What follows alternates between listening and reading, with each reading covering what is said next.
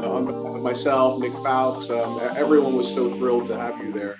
I was just, in fact, trying to listen your talk, and to your talk, it's complicated to be hidden, and of course you had to pinpoint me. I'm so sorry, but I did mention something during that clubhouse which I would like to repeat, and the thing I'd like to repeat is, so I've been wearing this watch for the past week, right? Yes, a beautiful one. The Polo skeleton with the 1200S, and I have to say, it's fantastic. Like, I absolutely love it. I love many things about it. First, I think on the wrist, it's incredible because it's got this great combination of a really dynamic presence with this wonderful skeletonization, but it's so elegant. And so there's this kind of great dynamic tension between how easy and elegant it is, but how strong it looks as well. Yeah. And that's exactly, in a way, what we try to do, is to go back to, in a way, very much the Piaget founding elements, which is always this balance between being very timeless and elegant, and at the same time express a very bold signatures. And that has always been the creative side of Piaget, this very flamboyant creativity, but at the same time finding the right balance to stay very elegant, very comfortable, very everyday in a way. And that's very much what I love about this watch, is that I feel that it's a very Piaget piece because it has this combination. And you will see that it's all going to be about a year around Piaget Polo. I'm not going to unveil much more than that, but as you know, so we just launched this Piaget Polo skeleton in steel case with a steel strap, but a bracelet and also an interchangeable strap. And now we're coming with more on the Piaget Polo skeleton. We're unveiling novelties around gold cases. So here I wear the gold skeleton with paved diamonds, and we're launching the pink gold version, and it goes all top to the very high-end, fully paved Piaget Polo skeleton watch. Amazing. You know, I love how the watch looks so different in these different versions, whether it be pink gold, skeletonized, white gold with a diamond bezel. I have to say the one that I'm blown away by is the one that is diamond set, not just on the bezel, but on the movement itself, which I think is absolutely incredible, you know? And then, of course, there's the one that has a fully set bracelet, too. But I love it, too, because it's such a wonderful marriage between style and design and technical value, right? And I think we're in a really wonderful time right now in watchmaking where collectors are really longing for things that are truly elegant. And I think that there's certain brands that it shouldn't be about just technical for the sake of being technical. It should be about technical serving the needs of design and the ultimate expression of style. And there's one of the brands that I think expresses this the best is Piaget. Would you agree? I completely agree. And it's also because we always were founded on that technicality at the service of design, starting in the 70s when we tried to really invent, in a way, ultra-thin movement from the beginning of our history. And we always pushed it. And in 63, it helped us to have ornamental stone dial, for example, and then we continued that. And as you say, what I love about the skeleton here is that we added on top of the ultra-thin complexity, we come with a skeleton that is ultra-thin. You saw that all the cases are very, very thin, so we worked on that, and it gives a very different look and feel in a way. And across the range, it has a different look and feel. It feels different when you wear the steel skeleton, when you wear the paved skeleton, and it's interesting because when you talk about paving and diamonds on the movement and on the skeleton, this is what we have done. So we have created across history many skeletons, and we always played with the skeletons. So we played with engraving gold, with crafting gold, we played with decorating the gold, and we played also with paving these skeletons, and that's what makes them special. And today we colored the skeleton. So that's what makes our skeleton very special. Yeah, you know, the thing that when I look at this watch, I feel like I'm kind of like time traveling, and like through like, and I think the years that particularly that are kind of colliding together are 1960, when you have the creation of the 12P, which is the ancestor to the movement that we see here, the 1200P or 1200S in skeletonized format. Then, of course, 1980, where you have the creation of the incredible Polo, which became, you know, it's funny, I was watching Miami Vice because all the repeats, and there's like guys wearing polos in there. It's so cool, right? And if you were like a cool Playboy then, that was the watch for you. And then of course 2021. And when you look at the dial of that watch, when people ask, okay, what's the dial design? The dial design is Piaget itself. It's at the very heart of it because it's the movement that you guys created that's so iconic. That's the dial. The 9 o'clock is the micro rotor. The 6 o'clock is the balance wheel. The 12 o'clock is the mainspring, and it just creates something that is so perfectly resolved and takes all the different elements of Piaget and makes it all into one watch. So very, very well done. Thank you. Okay. Thank you. Well, let's go from there to the ultimate concept. I had the great pleasure of actually holding this watch in my hands a couple of months ago when we did our event at the Revolution Watch Bar here in Singapore, and it is quite breathtaking to see. You know, when you actually have this watch that's 2 millimeters in thickness, and then when people are passing it around, in fact, they're almost like concerned. It's like, no, but can I actually hold it? And I know that there has been so much work that's done to this watch in terms of making it super stable, but it's so innovative. It's a watch with a flying gear train, flying barrel, fine balance wheel. And now you've got a new version of it. Tell me, I know it's, and in fact, I believe a couple of pieces were sold in Singapore. So big shout out to Petronil for that. But tell us, how did it feel when you won the Geneva Grand Prix for this watch? Honestly, I was completely blown away, surprised, and I was so proud for the teams that have worked on that watch. I have to say that, as I said, it was a completely crazy idea, and that's what we like. At Piaget, it's crazy ideas. And it's true that we were like, are we really going to do that? Are we really going to work on a watch that is 2 millimeters thin to pay tribute to a movement? So then, little by little, the passion of the people, we said, let's do it. And it's true that it took us 4 years to really develop all the patents and develop everything we had to do, because as you can imagine, one decision of one watchmaker impacts the other one. So it had to be a very integrated, in a way, project. And that's what is also very interesting, is the fact that Piaget is so integrated allowed us to do something crazy like this, because we were able to have very daily discussions and creative sessions together.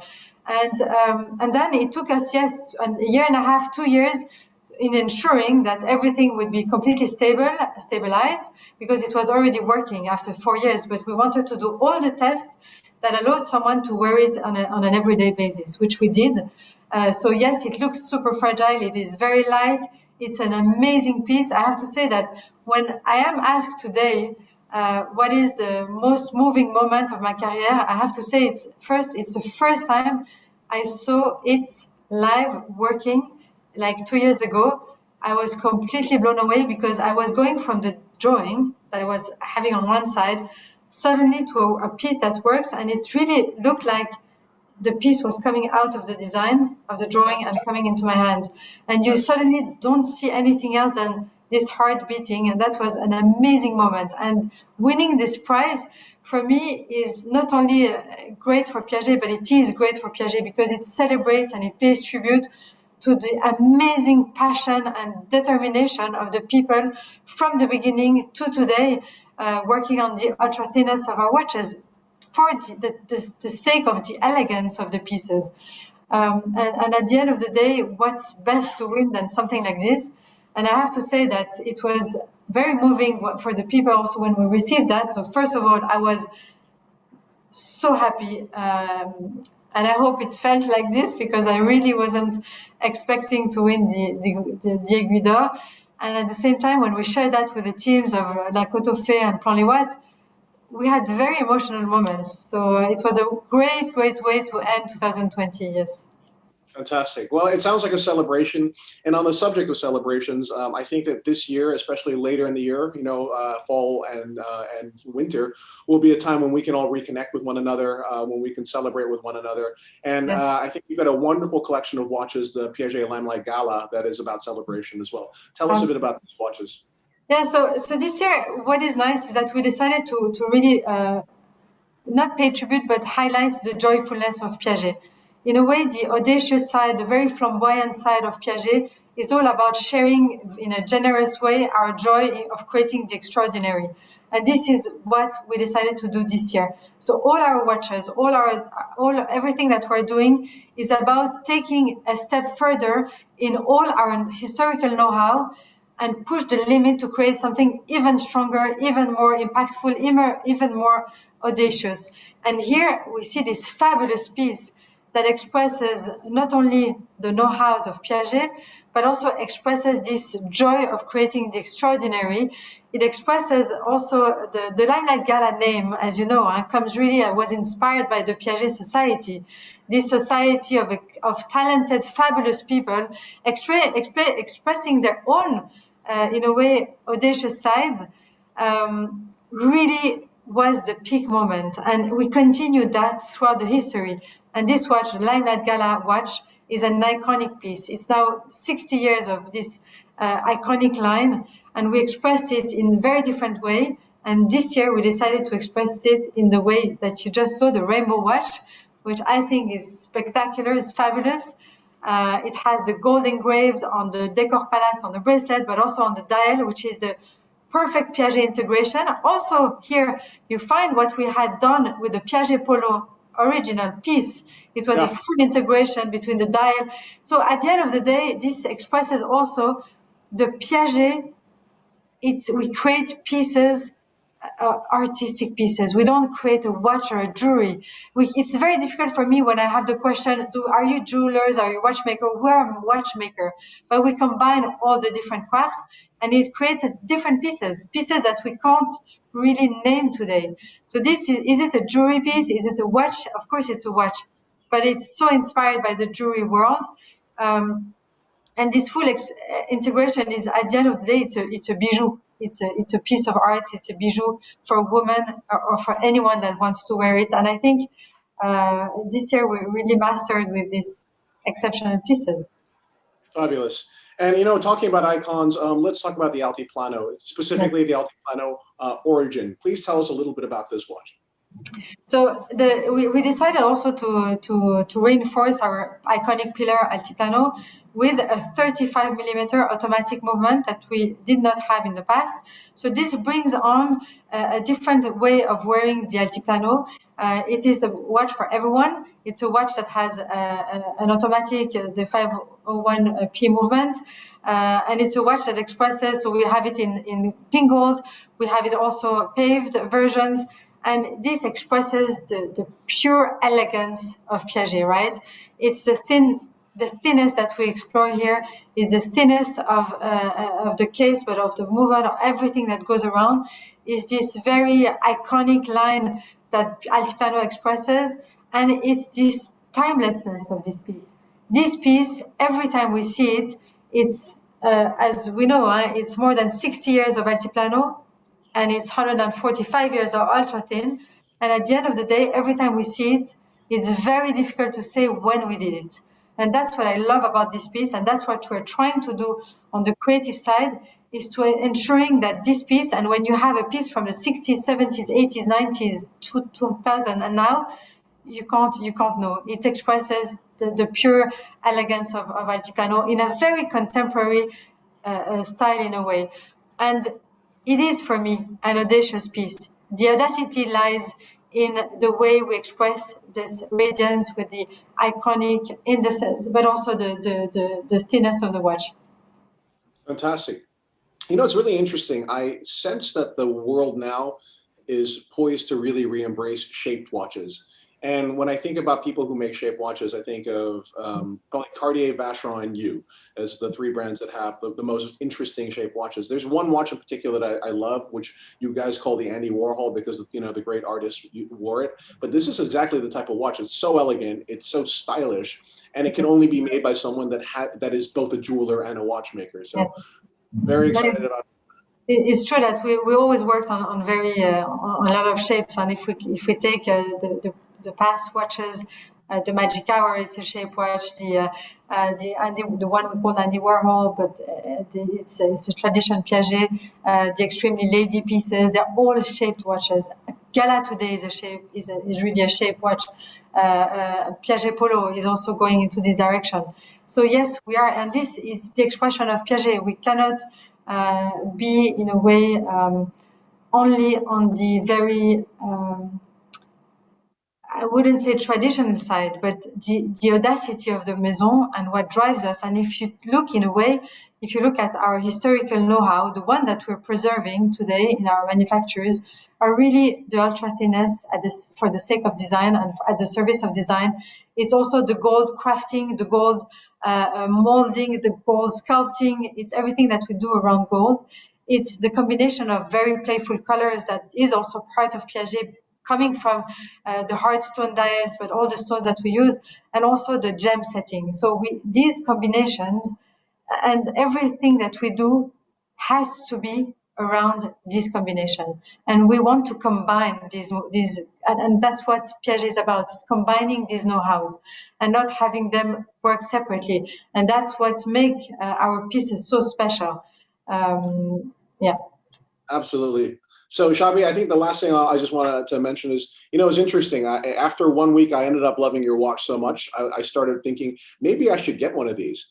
However, I also had another idea, but, so at Revolution, from time to time, we do these limited edition projects with watches we really love. Mm-hmm. So I did a design to show you, just to for you to tell me what you think. So okay. This is a blacked out, that is a polo skeleton, blacked out, but still where you can see all the surface treatment. And this would be what it looks like in the dark, where it's got luminous indexes and hands, and even the Piaget signature on the micro rotors is luminous as well. Just as an idea like this. I know you have a lot of ideas, and I love our talks and when we share deeper on our pieces, because you have plenty of great ideas, Wei, and we love to explore that. Thank you. Well, anyway, it's been such a pleasure to see you again. Bravo! You started the year off really with a great start, and I have to say you've made one of the best watches in recent memory. So, congratulations. Coming from you, it's even nicer. Thank you so much. Thank you for your continuous support and passion for Piaget, and I hope that we'll continue this journey together, inspiring each other, and having your full transparency and comments. So thank you very much. Thank you to everyone. And I hope to see you in person, hopefully not too far in the future. Absolutely, yes. Thank you, Wei. Bye-bye. Bye.